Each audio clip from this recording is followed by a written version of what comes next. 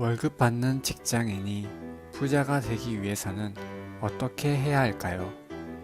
금수저가 아니라면 열심히 일을 하거나 사업을 해서 돈을 벌고 절약해서 투자할 돈을 마련해야 합니다.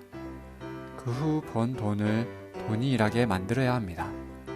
돈이 일하게 만드는 방법에는 여러 가지가 있겠지만 그중 주식 투자에 대해서 알아보겠습니다. 오늘은 케인스의 이야기를 해볼게요.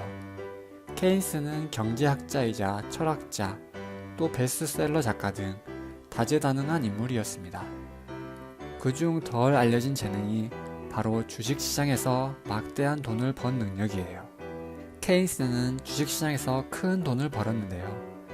투자를 통해 모은 순재산이 현재 가치로 300억이 넘는 돈을 모았다고 합니다. 또 그가 운영한 펀드는 20년 동안 시장 평균을 넘어서는 수익률을 내왔습니다. 그런 케인스의 투자 원칙을 알아보겠습니다. 첫 번째, 소수의 투자자 편에 서라입니다. 케인스는 내 투자의 중심 원칙은 일반 대중의 의견과 반대로 하는 것이다. 모두가 투자 대상의 진가에 동의하고 나면 피치 못하게 가격이 비싸져서 매력이 사라지기 때문이다 라고 했습니다. 또 케인스는 주식 투자에서 승리와 성공은 언제나 소수만이 누릴 수 있는 것이지 결코 다수가 누릴 수 없다고 했습니다. 주식 투자는 상대적이 있는 게임이기에 내가 이기면 상대가 지는 게임입니다. 그러니 남들 따라해서는 절대 투자에서 승리할 수가 없습니다. 두 번째, 집중 투자하라입니다.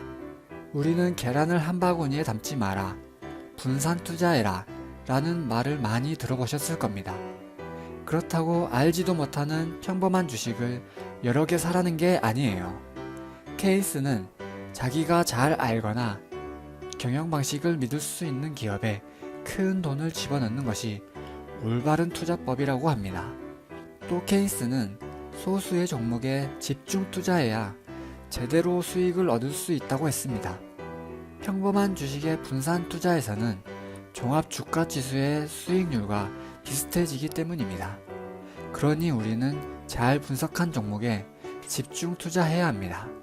세 번째, 장기 투자하라입니다. 케인스는 6개월 뒤에 일어날 일까지 내다보면서 투자를 하는 사람들은 극히 드물다고 주장했어요.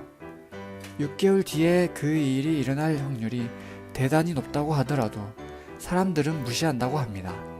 케인스는 이러한 인간의 심리학적 특성을 잘 이용하면 돈을 벌 수 있다고 했어요. 그러니 오늘 내일의 주가가 오르고 내리고는 무시하고 장기적으로 보유하는 것이 성공적인 투자 방법입니다. 세 번째, 신용 투자하라입니다.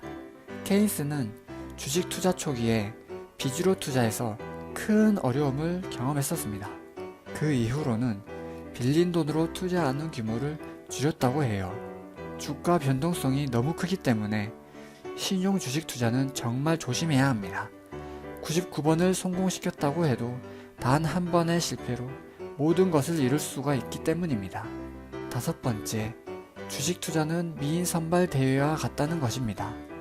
투표로 미인을 뽑는 미인 선발 대회에서 선발되는 미인은 투표자 자신이 가장 미인이라고 생각하는 여인이 아니라 가장 많은 사람들이 미인이라고 생각하는 여인이라는 것입니다.